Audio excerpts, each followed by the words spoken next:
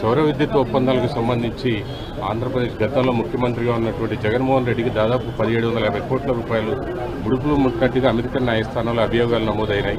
దానిపైన అది నేను లాస్ట్ 2-3 డేస్ నుంచి ఒకసారి మొత్తం పరిశీలిస్తా ఉన్నాను.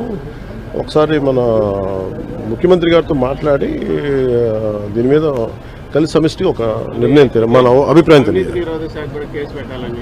అది వీటన్నిటి మీద ఉన్నాయి డిమాండ్స్, వీటన్నిటి పరిశీలించి వెల్కమ్ దీన్ని తెలియజేస్తాను, మా అభిప్రాయం తెలియజేస్తాను. రాష్ట్రంలో రోజుకు కుంభకోణం బయటపడతాం.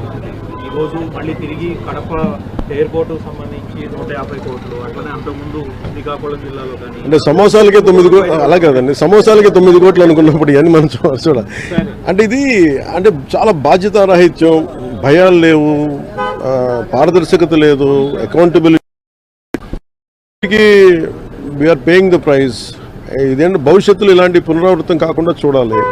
ఒకటి వాళ్ళు చేసిన దానికి వాళ్ళని అకౌంటబిలిటీ తీసుకురావడం, రెండు భవిష్యత్తులో ఇలాంటి పునరావృతం కాకుండా ఉండటం, వీటన్ని రెండింటి మీద ఆలోచిస్తారు. నోటీసులకి స్పందించకుండా తప్పించుకుని తిరుగుతున్నారు ఆయన ఒక్కళ్ళే గారు, మిగతా చాలా మంది కూడా విచారణకు రమ్మంటే రాకుండా తప్పించుకుని తిరుగుతున్నారు చెప్తున్నారు. పోలీసులు ఆ విధంగా వాళ్ళు పట్టుకోలేకపోతున్నారా, లేకపోతే ఏంటి అసలు? అంటే చిత్తశుద్ధి లేదా పోలీసులకు వాళ్ళకి అరెస్ట్ చేయడానికి కానీ వాళ్ళు పట్టుకోవడానికి కానీ, లేదంటే వాళ్ళు తిరుగుతున్నారా? ఏంటి sir? Let the police do their job, let me do my job. నా పని నేను చేసుకున్నాను, వాళ్ళ పని వాళ్ళు చేయాలి కదా. గత గవర్నమెంట్ లో అయితే ఎక్కడున్నా కూడా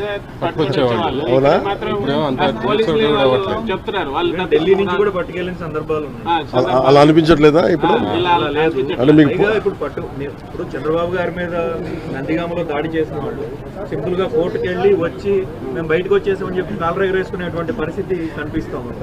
సో ఎట్లా అంటే నేను ఒకటి లా అండ్ ఆర్డర్ హోమ్ నేను చేయట్లేదు. సో మీరు ఇది అడగాల్సింది మీరు ముఖ్యమంత్రి గారిని అడగాలి. కూటమి ప్రభుత్వం కాబట్టి కరెక్టే. అలాగే ఇప్పుడు నేను పంచాయతీరాజ్ గురించి అడిగితే నేను చెప్పగలను. కొన్ని ఇది మా ఇంటర్నల్ గా ఏం జరుగుతుందో ఒకసారి మీరు చెప్పినవన్నీ ఖచ్చితంగా నేనే దాన్ని తప్పించుకోవట్లేదు కదా, కానీ ఒక మాట చెప్పేటప్పుడు కొంచెం బాధ్యతగా చెప్పాలంటే. సో మీరు మా మీడియా మిత్రులు అడిగారు ఢిల్లీలో, ఇవన్నీ నేను ముఖ్యమంత్రి గారి దృష్టికిను హోంమంత్రి గారి దృష్టికి తీసుకెళ్తాను. ఏం చెప్పంటారు చెప్పండి, మీ మాటకు నేను తీసుకెళ్తాను. అంటే మిమ్మల్ని అంత ఇబ్బంది పెట్టినప్పుడు, అంత ధైర్యంగా ఆంధ్ర పోలీసు ఉన్నప్పుడు ఈ రోజు ఆంధ్ర పోలీసు ఎందుకు తట్టుపాయిస్తున్నారు అడగాలి కదా, ఖచ్చితంగా అడుగుతాను. జలశక్తి మినిస్టర్ పాటిల్ గారిని కలవండి. మెయిన్ జేజేఎం జలజీవన్ మిషన్కి సంబంధించిన పనులు అడగడానికి వచ్చాను. బడ్జెట్ ఒకటి, టైంలో ఒకటి ఎక్స్టెన్షన్ చేయమని.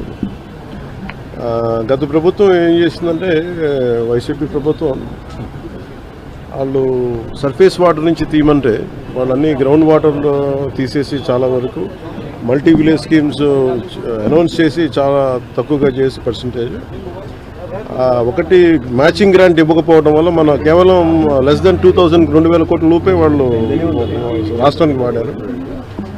వాళ్ళు మ్యాచింగ్ గ్రాంట్ ఒకటి ఇవ్వకపోవడం, ఇంకా మనకి 16,000 కోట్లు ఇంకా వాడుకోవాల్సింది, దానికి సంబంధించి ఒకటి. అలాగే ఈ సర్ఫేస్ వాటర్ నుంచి తీసుకోవాలని కొంచెం ఎక్స్ట్రా ఖర్చు అవుతుంది, దీని మీద మాట్లాడుకున్నాం. సో ఒకసారి వాళ్ళ సహాయ సహకారాలు అడగటానికి, అలాగే ప్రధానమంత్రి గారు కూడా ఇంకా ఒకసారి తెలియజేస్తామని చెప్పారు మనం అడిగిన ఇవన్నీ డిమాండ్స్ అని. వీటికి సంబంధించి వాడిని అడిగిన మేజర్ రెండే అంటే, ఒకటి బడ్జెట్ని ఇంక్రీజ్ చేయమని చెప్పాం, రెండు టైం జేజేఎంని టైం లైన్ ఇంక్రీజ్ చేయమని చెప్పాలి. అలాగా అది మనం 27 దాకా అడిగాం. అది ఇప్పుడు రేపు అన్ని రాష్ట్రాలకి ఇది అవసరం, పూర్తి అనుకున్న నిర్ణీత వ్యవధిలో అవ్వలేదు, అందుకని వాళ్ళు అది చేస్తానని చెప్పి అది ప్రధానమంత్రి గారు నిర్ణయం తీసుకోబోతారు. రేపు పొద్దున కలిసిన ప్రధానమంత్రి గారిని వారికి తెలియజేస్తాను. లేదు, నేను మాట్లాడేది ఇప్పుడు మన ముఖ్యమంత్రి గారే మాట్లాడతారు. లేదు, ఉన్నాయి, వాళ్ళు అదే చెప్తా ఉన్నారు, వాళ్ళు వాడలేదు. అందుకనే కదా ఈరోజు అంటే మనకి నైతికంగా కూడా బలం ఉంది. కాకపోతే ఏంటంటే గత ప్రభుత్వం చేసిన ఈ తప్పులన్నీ మనకి వారసత్వంగా వచ్చినాయి. అది వాళ్ళు చేసిన తప్పులకి ఈరోజు మనం మాట పడాల్సి వస్తుంది, మాట పడుతున్నాం. ఎందుకంటే ప్రజలకి ఇచ్చిన ఇది ఇంకొక ఆల్రెడీ మనం ఇంకొక 2-3 వారాల్లో దీనికి కంప్లీట్ డీటెయిల్ ఒకటి చేస్తున్నాం. జేజేఎం సంబంధించి డిపిఆర్ కూడా ఒకటి చేయాలి. ఈవెన్ ఒక 2-3 వారాల్లో అయిపోద్ది అనుకుంటున్నాను. ఎవరైనా కలుస్తారు సార్ మీ ట్రిప్లో? ఈరోజు అంటే మన వైస్ ప్రెసిడెంట్ గారిని కలుస్తాం సాయంత్రం, అలాగే రైల్వే మన మినిస్టర్ గారిని కలుస్తాం, ఫైనాన్స్ మినిస్టర్ గారిని మన నిర్మలా సీతారామన్ గారిని కలుస్తాం.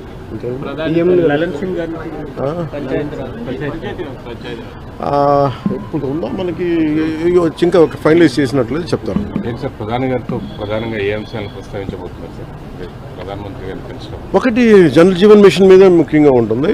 అంటే ఎందుకంటే ప్రధానమంత్రి గారి కోరిక అంటే ఆయన కళ ఇది, ప్లస్ ప్రతి ఒక్కరికి రక్షిత మంచినీరు ఇవ్వాలని, దానికి మేమందరం కమిటెడ్గా ఉన్నాం. అందుకనే ఒక మోడల్ స్టేట్గా చేయాలనేది ఆయన నా అభిప్రాయానికి తెలియజేయడానికి.